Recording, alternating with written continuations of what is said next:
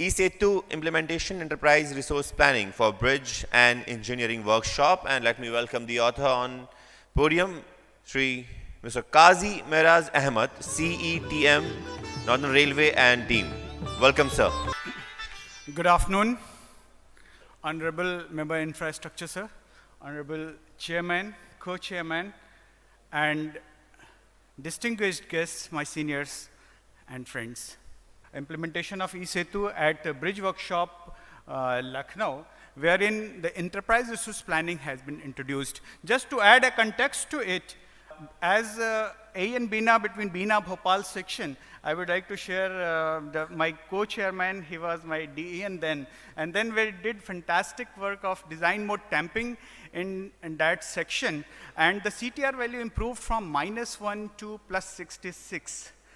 And the entire work was incorporated as a chapter, Annexure 5.3 of Indian Railways Track Machine Manual. And about 21 years back, when the computers was new, we designed PWE material procurement, distribution, and disposal. We designed that complete software, and that was introduced at Nagpur division, and that has now developed into IMMS and UDM, and which is applied all over India. In that context, recently, I would like to also share that recently I've been awarded with this by the international body, Institution of Civil Engineers. They have conferred their fellowship on me about a couple of weeks back, and I take pride as an Indian and as belonging to this IRSC community for the innovation works and for various construction and operational works. Thank you. So regarding that e-SETU, firstly we identified the problem that the bridge and engineering workshop, even though there is tremendous progress which is happening, but bridge and engineering workshops, they are bereft of digitalization and Internet of the Things. And private sector also, we visited quite a few workshops, and they are no different. So basically, the various jobs are not aligned in an assembly line series, and it depends upon the skill of the supervisors at every step of decision making what to do next. So that only entails subjectivity, as well as leads to wastage and of the time and technical staff. So now the solution, what we implemented at Bridge Workshop Lucknow, that we identified that there were numerous unnecessary zigzag movements, right from the cutting of plates to tack welding, submerged arc welding, testing, and then metallizing and all. There were 77 different zigzag movement, and that leads to a lot of delay and wastages. So what we did firstly, that along with the modernization of Bridge Workshop, several new machines were procured, and all those CNC machines and new state-of-the-art machines, they were aligned in the assembly line series. The three different sheds were organized. One was for plate girders, one for the open web girders, and one for the foot or bridges and H-beam sleepers. And after organizing, then kiosks were placed at several 5 strategic locations along with the computers, so that this e-SETU, which was designed, that was implemented, and in those kiosks, and each activity can be entered in that kiosk. So not only that leads to dashboard monitoring different at all the level, including up to the CWM level, to the SSE fabrication level, but also it had the accessibility of the various stakeholders. Like if some work order has come from NF Railway, the concerned CB or Deputy C is advised of the current status of its work order, so that in a transparent way he also readies his substructures accordingly.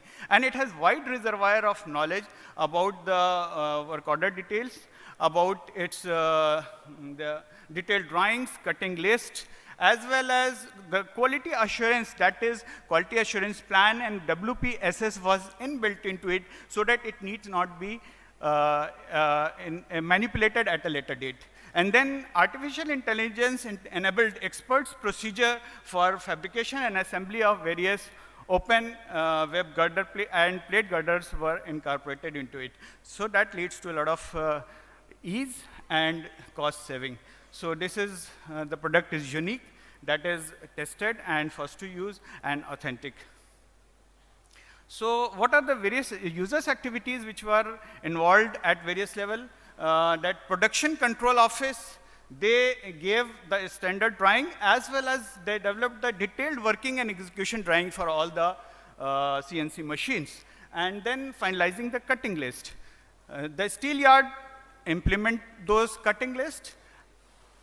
Then SSE template, whether the template is available, and based on availability, if new templates are required, then that templates are organized.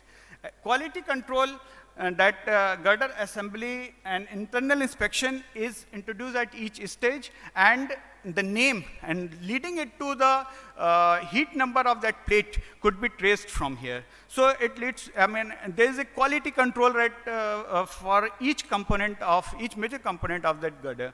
And if any defect is found, then it is reverted back. Similarly, for fabrication, SSE in charge firstly controls the order in which different work orders will be taken, and then shifts in charge, then as per the cutting list, and as per the artificial intelligence-based update, there's I mean, for various steps to be taken during the fabrication that had been inbuilt into it, and that was incorporated in the job of SSE shift in charge.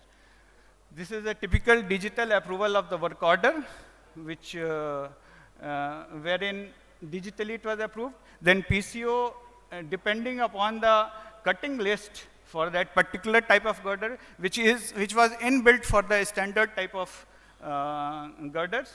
And then the drawings were also available, which can be opened at the shop floor level, at the kiosk level, and that can be referred to by expanding it, and that gives many a time reference at the site shop level. Steel yard, depending upon the steel plates and the number of plates which are balanced, that job was monitored after the proper USFD testing and digital signing. Then SSE in charge, master dashboard, that organizes the different jobs which are to be organized and the work order wise progress, and based on ongoing progress for number of girders which are released for cutting and for fabrication is approved by SSE in charge, and that creates the list of number of components to be fabricated. Then as shift in charge, depending upon for that particular type of component, for that particular work to be performed on those sections, they were organized as per previous experience of highly experienced professionals, and then all those dates and the shifts that was incorporated so that it can be traced back as well.